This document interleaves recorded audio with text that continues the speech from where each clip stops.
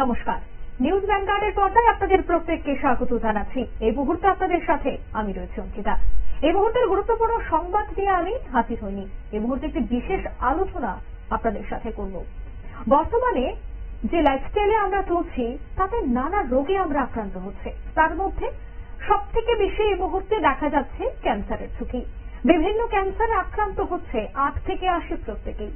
কিন্তু এই ক্যান্সার আক্রান্ত কিভাবে হচ্ছে, বা কি কারণে এত পরিমাণে ক্যান্সার রোগীর সংখ্যা বৃদ্ধি পাচ্ছে?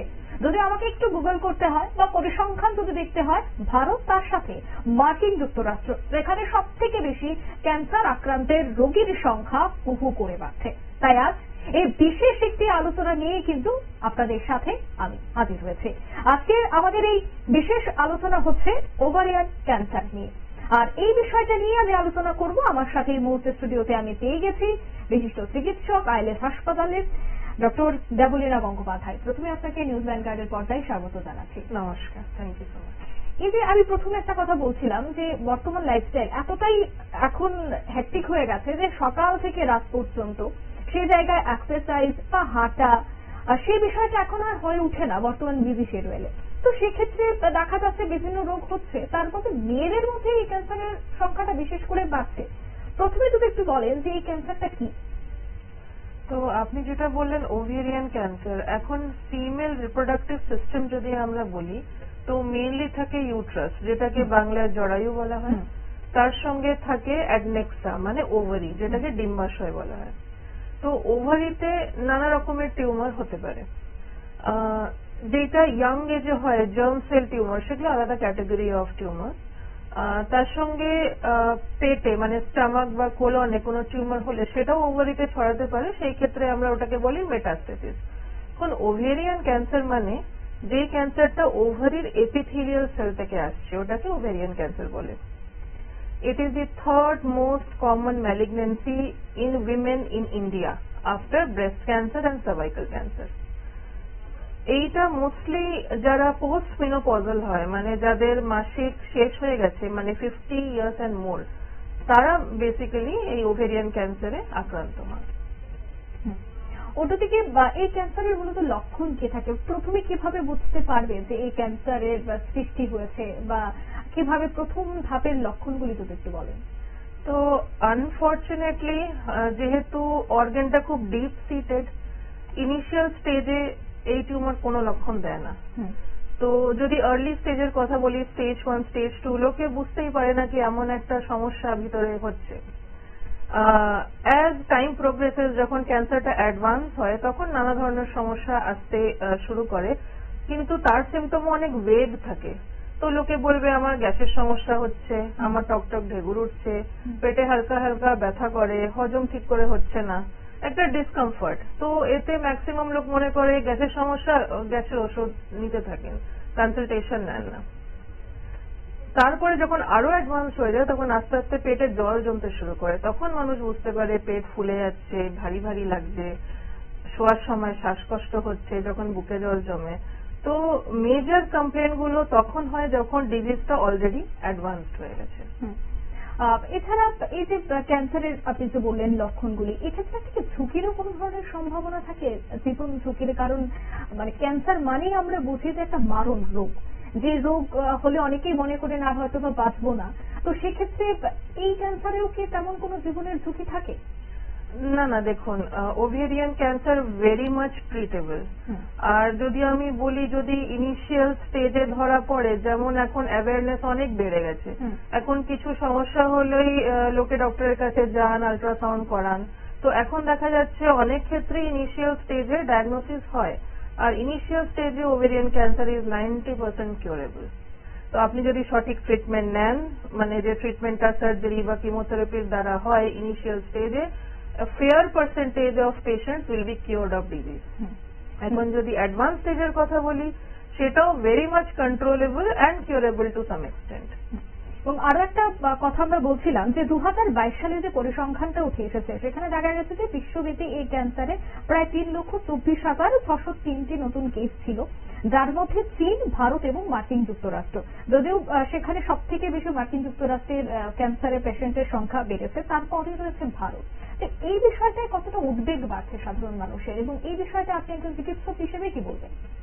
তো ক্যান্সার হয়তো আগেও হতো, কিন্তু যেহেতু আমাদের কাছে এত ডায়াগনস্টিক ফ্যাসিলিটি ছিল না, বা মানে পিপল ইন জেনারেল এতটা অ্যাওয়্যার ছিল না, তাই ডায়াগনোজ হওয়ার আগেই মানে ওনারা হয়তো মানে এই ক্যান্সারে আক্রান্ত হয়ে মারা যেতেন, মানে বিফোর গোয়িং টু হসপিটাল। তো এখন যেমন সচেতনা বাড়ছে, ডায়াগনোসিস বাড়ছে, ট্রিটমেন্ট ফ্যাসিলিটি বাড়ছে, এখন everyone is coming taking treatment, এই জন্য আমাদের স্ট্যাটিস্টিক্সটা আস্তে আস্তে বাড়ছে। প্লাস যেটা আপনি বললেন lifestyle, that plays a very important role, especially in ovarian cancer, which is linked to obesity. তো যারা ওল্ডার মানে উইমেন, যাদের একটু বডি মাসটা বেশি, তাদের এই ক্যান্সারটা হওয়ার সম্ভাবনাও একটু বেশিই থাকে। এছাড়া এই যে ক্যান্সারের জন্য কি কোনো ধরনের স্ক্রিনিং পরীক্ষা করা হয়? স্ক্রিনিং আছে, কিন্তু অতটা এফেক্টিভ নয়। তার মানে মানে এটা এফেক্টিভ ইফ মানে যারা প্রিডিসপোজ, মানে যাদের মেন ইন ফ্যামিলি হিস্ট্রি আছে, ফ্যামিলিতে যাদের ব্রেস্ট ক্যান্সার আছে বা ফ্যামিলিতে যাদের ওভেরিয়ান ক্যান্সার আছে, তাদের মানে স্ক্রিনিং করলে লাভ হয়। স্ক্রিনিং একটা ব্লাড পরীক্ষা দিয়ে করা যায়, তো সেটাকে বলা হয় CA-125। তো এটা একটা ব্লাড পরীক্ষা, যেটা লেভেল বেশি আসলে একটা সাসপিশন থাকে, তখন আল্ট্রাসাউন্ড করানো হয়। কিন্তু এই মার্কারটা নন স্পেসিফিক, তার মানে এই মার্কারটা বেড়ে আছে বলেই যে ওভেরিয়ান ক্যান্সার আছে তার কোনো মানে নেই। অনেকবার দেখা যায় কি যে কোনো গাইনিকোলজিক্যাল ইনফেকশন হলো, পেলভিক ইনফেকশন হলো, বা অন্য গাইনিকোলজিক্যাল কন্ডিশন লাইক এন্ডোমেট্রিওসিস, এগুলোতে CA-125 বেড়েই থাকে। তো যদি ব্লাড টেস্টটা করে দেখা যায় কি লেভেলস বেড়ে আছে, আল্ট্রাসাউন্ড করাতে হয়। আল্ট্রাসাউন্ডে যদি কিছু সাসপিশিয়াস থাকে তাহলে ইনভেস্টিগেশন, না হলে ফলো আপ 3 মাস 6 মাস পর পর করে দেখা যায়। এই সময়টাতে সব থেকে বেশি দেখা যায়, বিশেষ করে মেয়েদের ক্ষেত্রে, যে ডিম্বাশয় পাথর। এই ডিম্বাশয় পাথরের সাথে ডিম্বাশয় ক্যান্সারের কি কোনো ধরনের যোগ রয়েছে? তো আই ওয়ন্ট সে পাথর, পাথর মানে তো স্টোন। বেসিক্যালি ওভারিতে যেটা দেখা যায় সিস্ট। এখন ওভেরিয়ান সিস্ট খুব কমন। কাদের মধ্যে কমন? যারা প্রিমিনোপজাল, মানে যারা অ্যাক্টিভলি মেনস্ট্রুয়েট করছেন, মানে ইয়াং ফিমেলস। তো ওদের মেনস্ট্রুয়াল সাইকেলের সঙ্গে ওভারিতে সিস্ট দেখা যায়। সিস্ট গুলো বিকজ অফ হরমোনাল চেঞ্জেস নিজে নিজেই আবার ঠিকও হয়ে যায়, তো নট ওয়ারিসাম। হ্যাঁ, কিছু সিস্ট থাকে, মানে স্পেশালি পোস্ট মিনোপজালে, মানে 50 বছরের বেশি যাদের এজ, তাদের সিস্ট যদি দেখা যায়, specially if they are big, মানে 6 সেন্টিমিটারের বড়, বা আল্ট্রাসাউন্ডে এমন কোনো ফিচার আছে, মানে সলিড জিনিস আছে যেগুলো সাসপিশিয়াস, সেগুলোতে 10 to 15% টাইম ক্যান্সার ধরা পড়ে। কিন্তু most of the cyst they are not worrisome, they are benign. এখন আপনি যে কথাটা বলছিলেন, এখন এটা একেবারে স্বাভাবিক ব্যাপার হয়ে দাঁড়াচ্ছে। দেখা যায় যে ক্লাস 9-এ পড়া মেয়ে, বা দেখা যাচ্ছে যে 20 বছরের মেয়ের মধ্যেও এই ধরনের সিস্ট আমরা দেখতে পাচ্ছি। সেক্ষেত্রে খাবার দাবারের ক্ষেত্রে এই মুহূর্তে কি কি মেনে চলার দরকার বলে মনে করছেন? খাবার দাবারে স্পেশাল কিছু নয়, just a normal balance lifestyle, মানে যা আমরা ছোটবেলা থেকেই শুনে মানে এসেছি, ফল বেশি, মানে সবুজ সবজিপাতি বেশি, রেড মিট কম, তারপরে মানে oily processed food, synthetic food কম। মানে যেমন আমরা আগে বোধহয় আমাদের খাওয়া দাওয়ার প্যাটার্ন ছিল যত সিম্পল তত ভালো। প্রসেস ফুডকে কেন এগুলো সব ওবেসিটি করে, ওবেসিটি একটা বডিতে ইনফ্লামেশন করে, আর ওই ইনফ্লামেশন গুলো মলিকিউলার লেভেলে গিয়ে আস্তে আস্তে কার্সিনোজেনেসিস করে, যেটা কি পরে ক্যান্সার হয়ে দাঁড়ায়। এবং এই যে ক্যান্সারে যারা ট্রিটমেন্ট করতে আসেন আপনাদের হাসপাতালে, আপনারা তো বহু রোগীদের সাথে দেখা করেন, কিভাবে হয় এই প্রসেসটা, ট্রিটমেন্টটা কিভাবে চলে? তো কোনো পেশেন্ট প্রথমেই কিন্তু ক্যান্সার স্পেশালিস্টের কাছে আসেন না। ওনাদের যে কোনো সিমটম হোক, মানে ওনারা প্রথমে কমিউনিটি ফিজিশিয়ানের কাছে যান। এখন ডক্টর তখন ইনভেস্টিগেট করে, মানে যে বেসিক ইনভেস্টিগেশন থাকে, আল্ট্রাসাউন্ড হলো, ব্লাড টেস্ট হলো, যখন ডক্টরদের সন্দেহ হয় কি এটা একটা ম্যালিগনেন্সির ব্যাপার হতে চলছে, তখন ওনারা আমাদের রেফার করেন। তখন পেশেন্ট আমাদের কাছে আসে, ইউজুয়ালি তখন ওদের কাছে আল্ট্রাসাউন্ড তো হয়েই থাকে। আমরা তারপর আস্তে আস্তে সিটি স্ক্যান করাই। সিটি স্ক্যানে যখন দেখতে পাই কি হ্যাঁ ওভেরিয়ান ক্যান্সারের সম্ভাবনা আছে, তখন একটা বায়োপসি করি, গাইডেড বায়োপসি। বায়োপসি মানে হলো একটা নিডল ঢুকিয়ে স্যাম্পলিং করা। স্যাম্পলটা মাইক্রোস্কোপের আন্ডারে দেখা হয়, আর প্যাথোলজিস্টরা আমাদের রিপোর্ট পাঠায়। তো যতক্ষণ এই রিপোর্ট না আসছে ততক্ষণ ক্যান্সার কিন্তু প্রমাণিত হয় না। আরো একটা বিষয় জানবো, এই যে ক্যান্সার আক্রান্ত বা যারা আক্রান্ত হচ্ছে তাদের কি কোনো ধরনের জেনেটিক ইস্যু থাকে? মানে কখনো যদি পরিবারের কেউ হয়ে থাকে ক্যান্সার আক্রান্ত, তারও কি কোনো ধরনের ঝুঁকি থাকতে পারে? আপনি খুবই ভ্যালিড আর ইম্পর্টেন্ট পয়েন্ট বলেছেন। তো 1/4 of ovarian cancer is genetic. তার মানে 100 জনের মধ্যে 25 জনের আমরা বলতে পারি কি এই ক্যান্সারটা ফ্যামিলিতে রান করছে। এখন ফ্যামিলিতে রান করছে মানে না কি তার মানে তার আগে ফ্যামিলিতে হতেই হবে, সে হয়তো প্রথম কেস, ইন্ডেক্স কেস। তো অ্যাকচুয়ালি এখন গাইডলাইন্সে বলছে মানে যে কোনো ফিমেল যাদেরই ওভেরিয়ান ক্যান্সার হয় সবার জেনেটিক টেস্ট করা উচিত। ব্রাকা মিউটেশন, BRCA1, BRCA2, এই mutation not only ovarian cancer but also breast cancer মানে এদের সঙ্গে অ্যাসোসিয়েটেড। এর ইমপ্লিকেশন আছে।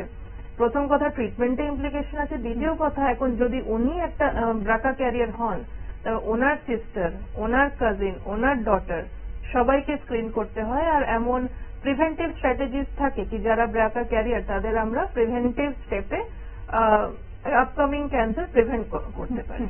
আরেকটা বিষয় জানবো, অনেকেরই হয়তো বা প্রথম স্টেজ বা সেকেন্ড স্টেজে ধরা পড়ে যায় এবং তারা চিকিৎসার পর সম্পূর্ণ সুস্থ হয়, তারপর কি আবার কোনো ধরনের কোনো ঝুঁকি থেকে যেতে পারে? আবারও কি সেই ক্যান্সার ফিরে আসতে পারে? মানে অনকোলজিতে একটা জিনিস আছে, মানে কিওর বলতে গেলেই আমাদের 5 বছর লাগে। আমরা পেশেন্টকে ট্রিটমেন্টের পর প্রতি 3 মাস প্রতি 6 মাস ধরে ধরে চেক আপ করি। আর যখন একটা লং টাইম 5 বছর কেটে যায় তখন আমরা বলি কি হ্যাঁ now he or she is cure of the disease. কিন্তু মানে 5 বছরের পরও যে ক্যান্সার আবার ফিরবে না বা অন্য কোনো ক্যান্সার শরীরে হবে না তার গ্যারেন্টি থাকে না। তো বাট দ্যাট ইজ মানে যেমন নর্মাল পপুলেশনের যেমন ইনসিডেন্স তেমন ওই ইন্ডিভিজুয়ালের ক্ষেত্রে ক্যান্সার যে কোনো সময় আসতে পারে, কিন্তু চান্সটা খুব কম। তবে কি সেক্ষেত্রে মানে প্রতিনিয়ত চেক আপ করানো খুব প্রয়োজন? লাইফ লং চেক আপ, মানে আমরা কখনো পেশেন্টকে ছেড়ে দিই না কি আর আসতে হবে না।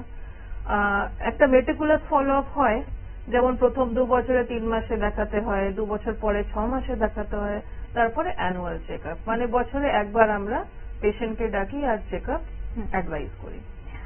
আপনি তো বহুদিন যাবত এই পেশায় যুক্ত আছেন এবং চিকিৎসা পরিষেবা আপনি দেখছেন, কি মনে হয় কতটা উন্নত হয়েছে ভারতের মুহূর্তে ক্যান্সারের চিকিৎসা করতে বা কতটা সফলতা এসেছে আগের তুলনায়?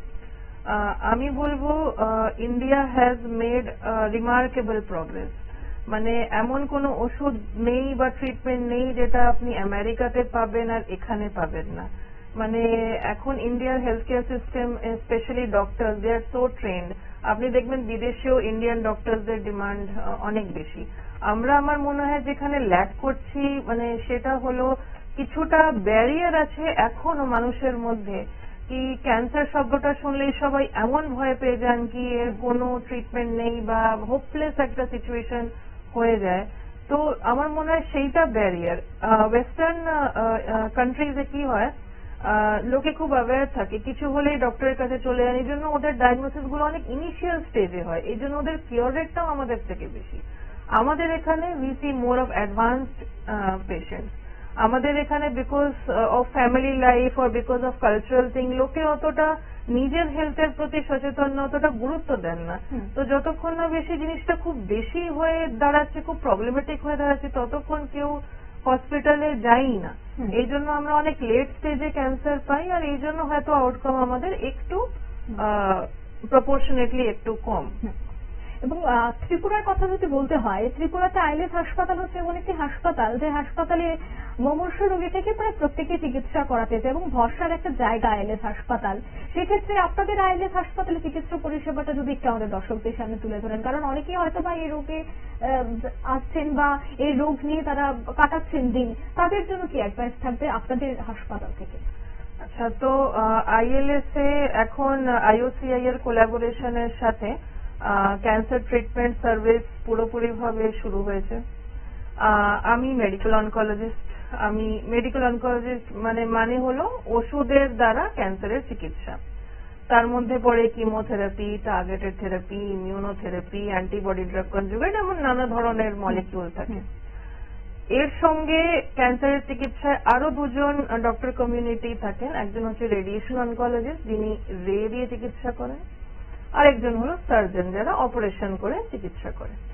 তো ক্যান্সার ট্রিটমেন্টে এই তিনটে মোডালিটি একসঙ্গে আমরা এটাকে বলে মাল্টিডিসিপ্লিনারি কেয়ার।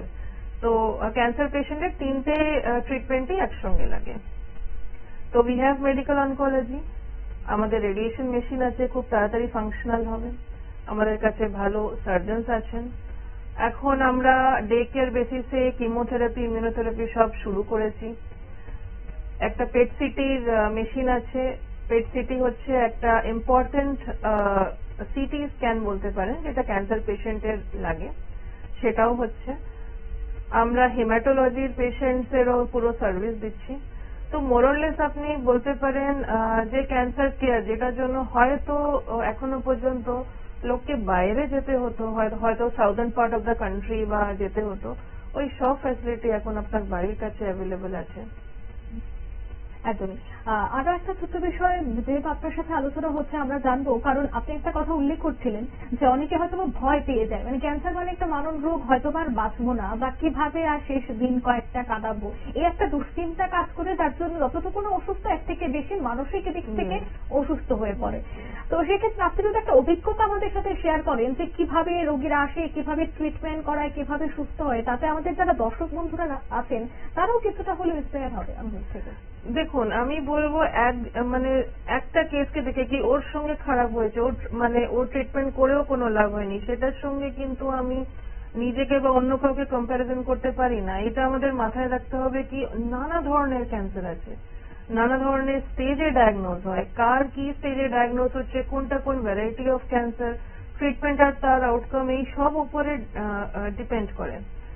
আমাদের এমন অনেক পেশেন্ট আছে যারা ক্যান্সার সার্ভাইভার, 3 মাস পরে পরে আসেন, 6 মাস পরে পরে আসেন, এখন বছর বছরে আসেন। আমি ইনফ্যাক্ট এমন অনেক পেশেন্টের চিকিৎসা করেছি যারা পিডিয়াট্রিক টিউমার, এখন তারা কলেজে যাচ্ছে, some of them have married and they have kids also, মানে লিভিং এ নর্মাল লাইফ, মানে নর্মাল লাইফ।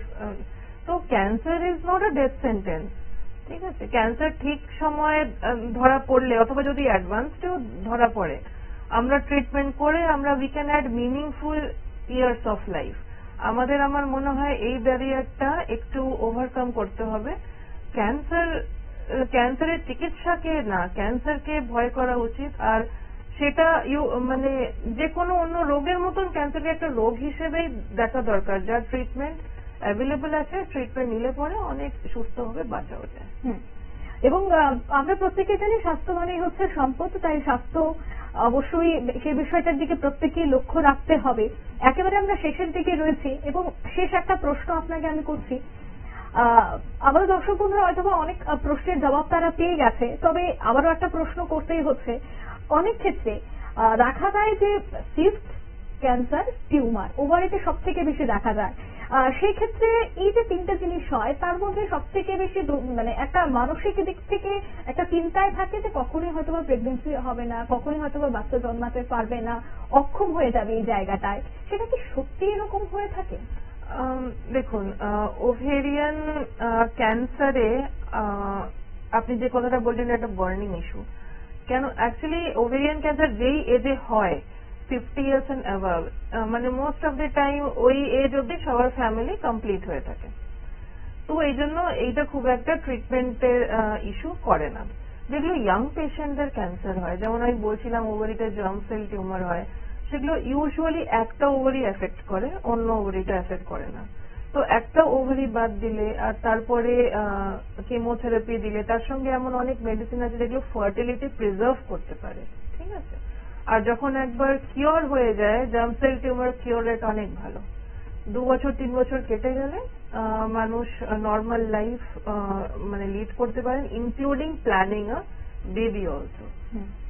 তো শেষ একেবারে আপনি কি বার্তা রাখবেন আমাদের দর্শক বন্ধুদের কাছে, বা যারাই এই বিষয়টা নিয়ে চিন্তা ভাবনা করছেন, তাদের লাইফস্টাইল বর্তমান সময়ে দাঁড়িয়ে কোন কোন বিষয়টা চেঞ্জ করা প্রয়োজন এবং কি কি বিষয়টা মেনে থাকা প্রয়োজন, সে বিষয়টা যদি একটু তুলে ধরেন। তো ক্যান্সারের কিছু অ্যাসপেক্ট আছে যেগুলো প্রিভেন্টেবল, মানে তার মধ্যে আমি বলবো স্মোকিং, অ্যালকোহল, ইনঅ্যাক্টিভ লাইফস্টাইল, মানে মোটাপা, ওবেসিটি, এক্সারসাইজ না করা, these are very much preventable. তো সেগুলো যদি আমরা একটা নর্মাল লাইফস্টাইল লিড করতে পারি তাহলে অনেক ধরনের ক্যান্সার থেকে আমরা নিজেকে বাঁচাতে পারবো। কিছু হয় নট প্রিভেন্টেবল, মানে যেটার উপর কন্ট্রোল নেই, যেমন কিছু যেমন জেনেটিক অ্যাসপেক্ট আছে, আর কিছু বিকজ অফ এনভায়রনমেন্ট। তো সেইটার ক্ষেত্রে আমরা প্রিভেন্ট তো করতে পারবো না, কিন্তু যদি আমরা একটু সচেতন হই, আমরা নিজের হেলথ মানে নিজের বডিকে ভালোভাবে আমরা বুঝতে পারি, তাহলে কোনো সিমটম হলে ইমিডিয়েট মেডিকেল অ্যাটেনশন সিক করলে, এমন যদি কোন একটা প্রসেস সত্যি হয়ে থাকে বডিতে, তাহলে তাড়াতাড়ি ডায়াগনোসিস করা হবে। যত তাড়াতাড়ি ডায়াগনোসিস তত তাড়াতাড়ি ট্রিটমেন্ট। তো আমি একটাই কথা বলবো, ক্যান্সারকে ভয় করলে হবে না। ক্যান্সারকে অন্য কোনো রোগের মতন দেখে তার যে সঠিক চিকিৎসা সেটা সঠিক সময় নিতে হবে। একদমই। অসংখ্য ধন্যবাদ আপনাকে। আমরা কথা বলছিলাম ডক্টর দেবলীনা গঙ্গোপাধ্যায়ের সাথে এবং তিনি কিন্তু বিস্তর আলোচনা করেছেন এবং আশা করি আপনারাও সেই বিষয়টা সম্পর্কে অবগত হয়েছেন। আমরা প্রতিনিয়ত বিভিন্ন সময়ে বিভিন্ন জিনিস নিয়ে ব্যস্ত থাকি, একেবারে সকাল থেকে রাত পর্যন্ত। চলুন না আমরা সারাদিনে কিছুটা সময় বের করি নিজের শরীরের যত্ন নিই এবং রেগুলার যে চেক আপ করা বা মাসে একটা হলেও টেস্ট করানো বা চিকিৎসকদের পরামর্শ নেওয়া, পরীক্ষা নিরীক্ষা করা, সেই বিষয়টার দিকে একবার হলেও আমরা চিন্তা ভাবনা করি। কারণ বছরের পর বছর আমরা প্রচুর জায়গায় প্রচুর অর্থ ব্যয় করে থাকি, কিন্তু সেই জায়গায় স্বাস্থ্য যেহেতু আমাদের সম্পদ, তাই সেই সম্পদটাকে বাঁচিয়ে রাখতে হলে চিকিৎসা তো অবশ্যই করাতে হবে। আর আইএলএস হাসপাতাল যে অত্যাধুনিক যন্ত্রপাতি নিয়ে এসেছে, একেবারে আল্ট্রাসাউন্ড থেকে শুরু করে বিভিন্ন বিষয় নিয়ে উনি কথা বলছিলেন, অর্থাৎ সবটা বিষয়ে চিকিৎসায় যেভাবে পরিকাঠামো উন্নয়ন হচ্ছে, ঠিক অন্যদিকে আপনি আমাদের প্রত্যেককেই কিন্তু সচেতন হতে হবে স্বাস্থ্যকে নিয়ে এবং অবশ্যই শরীরের প্রতি যত্ন নিতে হবে। আজকের এই বিশেষ আলোচনা এখানে শেষ করছি। আমাদের পরবর্তী নিউজ এবং আপডেট দেখার জন্য অবশ্যই চোখ রাখবেন শুধুমাত্র নিউজ ভ্যানগার্ডের পর্দায়। আপনাকে আবারও ধন্যবাদ জানাচ্ছি। ধন্যবাদ।